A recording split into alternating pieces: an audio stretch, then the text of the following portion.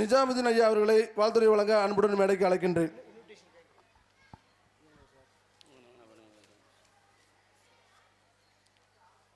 இந்த ஒரு நாளில் இப்படி ஒரு நிகழ்வை இறைவன் நடத்தியிருக்கின்றான். இந்த பள்ளியின் 27வது ஆண்டு விழா மிகவும் சீரும் சிறப்பாக நடந்து கொண்டிருக்கிறது. இதற்காக அழைக்கப்பட்ட சிறப்பு விருந்தினர்கள் அனைவரையும் பள்ளியின் சார்பாகவும் பள்ளியினுடைய தாளாளர் சார்பாகவும் வரவேற்று கொண்டு, பெற்றோர்களுக்கு ஒரு சின்ன ஒரு செய்தி தான், ஏன்னா சிறப்பாக பேசக்கூடியவங்களாம் இருக்காங்க. நீங்கள் உங்களுடைய பிள்ளைகளுடைய எதிர்காலத்துக்கு எதில் வேணாலும் முதலீடு செய்யுங்க. அது ஒரு நிரந்தரமாகவோ அது ஒரு நம்பிக்கைக்கு உரியதாகவோ இருக்காது.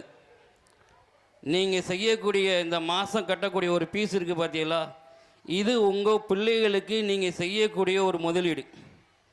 இந்த முதலினுடைய விளைச்சல், ஒரு மரத்தை வச்சோம்னா குறிப்பிட்ட காலம் வளரும், குறிப்பிட்ட காலம் நமக்கு பலன் தரும். ஆனால் இந்த கல்வியில் நீங்கள் செய்யக்கூடிய ஒரு முதலீடு, அந்த பிள்ளைகளுக்கு செய்யக்கூடிய முதலீடு உங்களுக்கு மட்டுமில்லை, உங்களுடைய தலைமுறைக்கு மட்டுமில்லை, இது பல தலைமுறைக்கு அது பலனை தந்து கொண்டு இருக்கும்.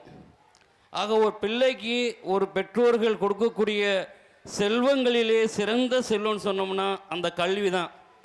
அப்படிப்பட்ட இந்த கல்வி சேவையை கடந்த 27 ஆண்டுகளாக சீரும் சிறப்போடு நம்ம ஊருக்கு ஒரு ஒரு பெரிய ஒரு அற்புதமாக திகழ்ந்து கொண்டிருக்கும் இந்த நேரு கல்வி குழுமம் இன்னும் பல ஆண்டுகள் ஆண்டவன் உதவியால் சீரும் சிறப்போடு நல்ல மாணாக்களை, சில இன்னும் சொல்லப்போனால் மருத்துவர்களை உருவாக்கியது போல், இப்போது எம்பிபிஎஸ்களை உருவாக்கியது போல் பல எம்பிபிஎஸ்களையும், பல காவல்துறை பெரும் அதிகாரிகளையும், பல வக்கீல்களையும், பல விளையாட்டு வீரர்களையும் உருவாக்கி தருவதற்கு இறைவன வேண்டியவதாய் நன்றி கூறிக்கொண்டு, வாய்ப்பளித்த ஜமாத்துக்கு எங்கள் வாய்ப்பளித்தார்கள், அதற்கும் நன்றி கூறிக்கொண்டு விடைபெறுகின்றேன். நன்றி, வணக்கம்.